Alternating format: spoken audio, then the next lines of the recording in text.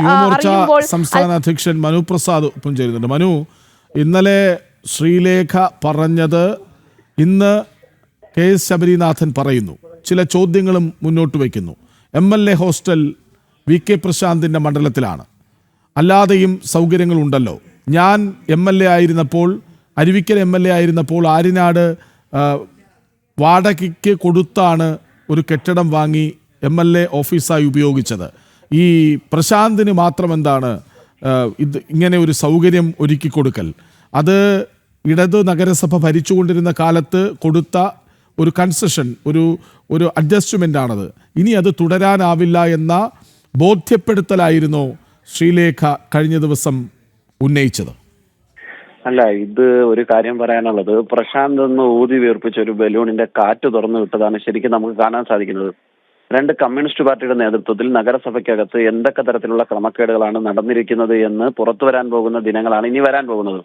ശബരിനാഥനെ സംബന്ധിച്ച് Bharatiya Janata party BJP മുന്നോട്ട് പോകുന്നതിന്റെ പിറകെ വരാൻ മാത്രമാണ് കോൺഗ്രസിനൊക്കെ ഇനി സാധിക്കുകയുള്ളൂ. കാരണം അവർക്കൊന്നും ഇതിലൊന്നും വലിയ കാര്യങ്ങളൊന്നും ചെയ്യാനില്ല. ഇത്രയും കാലം ഇവരെ ഒന്നും ഈ നാട്ടിലൊന്നും കണ്ടില്ല. ഇവരെല്ലാവരും ഒത്തുകളിച്ച് എല്ലാ ജനങ്ങൾക്ക് കിട്ടേണ്ട എല്ലാ ആനുകൂല്യങ്ങളും അവകാശങ്ങളും അട്ടിമറിക്കുന്നതിന് കൂട്ടുന്നവരാണ് ഇവരെല്ലാം. അതുകൊണ്ട് ഇരു മുന്നണികളെ കുറിച്ച് തൽക്കാലം പറയാൻ ഉദ്ദേശിക്കുന്നില്ല. അവരുടെ ഇത്തരം ഗിമ്മിക്കുകൾ മാത്രമാണ് ഇത്തരം പ്രതികരണങ്ങളിലൂടെ കാണാൻ സാധിക്കുന്നത്. രണ്ട്, ശബരിനാഥനെ എന്തെങ്കിലും തരത്തിൽ ജനസേവനത്തിന് വേണ്ടി എന്തെങ്കിലും ചെയ്തു കൊടുത്തതിനെ കുറിച്ചല്ല ഞങ്ങൾ പറയുന്നത്. പക്ഷേ അർഹമായി ജനങ്ങൾക്ക് കിട്ടേണ്ട അവകാശങ്ങളെ നിഷേധിച്ച് ഇത്തരം കയ്യേറ്റങ്ങളെ നമുക്ക് മാറ്റിയെടുക്കേണ്ടതുണ്ട്, പുറത്തു കൊണ്ടുവരേണ്ടതുണ്ട്.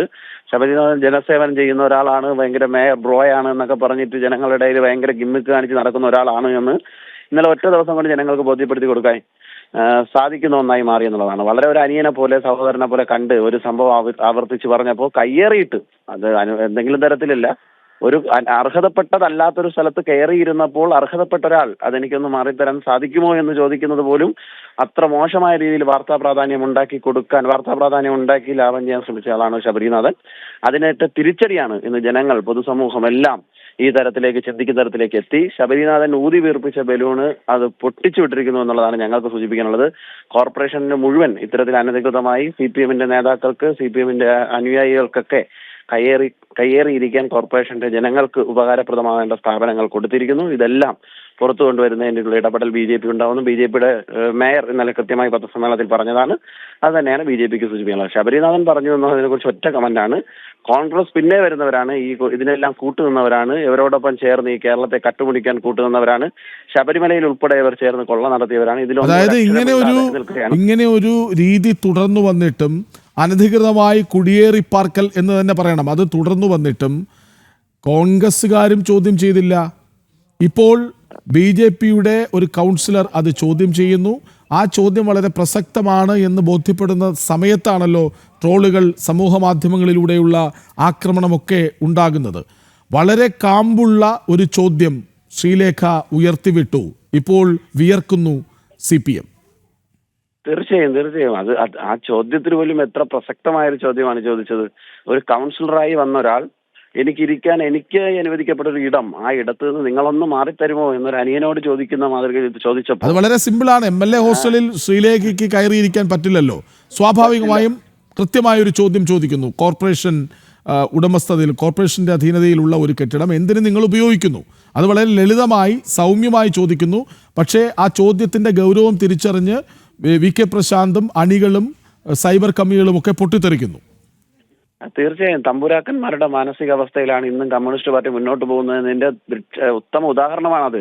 കാരണം കമ്മ്യൂണിസ്റ്റ് പാർട്ടിയെ സംബന്ധിച്ചുള്ള ആരും ചോദ്യം ചെയ്യപ്പെടാതെ മുന്നോട്ട് പോകണമെന്നുള്ളതാണ്. ഒരു റിക്വസ്റ്റിന്റെ സ്വരത്തിൽ, അപേക്ഷയുടെ സ്വരത്തിൽ അർഹതപ്പെട്ട ഒരു കാര്യം ശ്രീലേഖ മേഡത്തെ പോലെ ആൾ, വളരെ അടുത്ത് പരിചയമുള്ള ആളുകൂടിയാണ്, ചോദിക്കുന്ന സമയത്ത് അത് എന്നോടെന്ത് ചോദിക്കാൻ, എന്ത് അഹങ്കാരമോ എന്ന മാനസികാവസ്ഥയിലാണ്, ഒരു തമ്പുരാൻ പറയുന്ന, ഒരു മേലാളൻ പറയുന്ന മാനസികാവസ്ഥയിലാണ് ഇന്നലെ വി കെ പ്രശാന്ത് പ്രതികരിക്കുന്ന സാഹചര്യം ഉണ്ടായത്. അപ്പൊ എല്ലാവരും പ്രതീക്ഷിച്ചത് അർഹതപ്പെട്ടത് എന്തോ അത് ചോദിച്ചു വാങ്ങാൻ പരിശ്രമിച്ചു എന്നുള്ളതാണ്.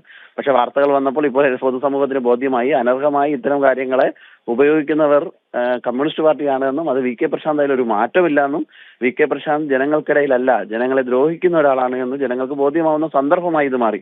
വി കെ പ്രശാന്ത് മാത്രമല്ല, കേരളത്തിൽ മുഴുവൻ നമ്മളിത് നോക്കിക്കഴിഞ്ഞാൽ ഇത്തരം കമ്മ്യൂണിസ്റ്റ് പാർട്ടിയുടെ നേതൃത്വത്തിൽ, കോൺഗ്രസിന്റെ നേതൃത്വത്തിൽ കാലാകാലങ്ങളായി ഇത്തരത്തിലുള്ള ക്രമക്കേടുകൾ നടന്നുകൊണ്ടിരിക്കുന്നു. BJP വരുമ്പോഴാണ് മാറ്റമുണ്ടാകുന്നത് എന്നുള്ളത് ജനങ്ങൾക്ക് ബോധ്യമാക്കി കൊടുക്കാൻ കൂടി ഈ സന്ദർഭം ഉപയോഗിക്കുന്നു എന്നുള്ളതാണ് ഞങ്ങൾക്ക് സൂചിപ്പിക്കാനുള്ളത്.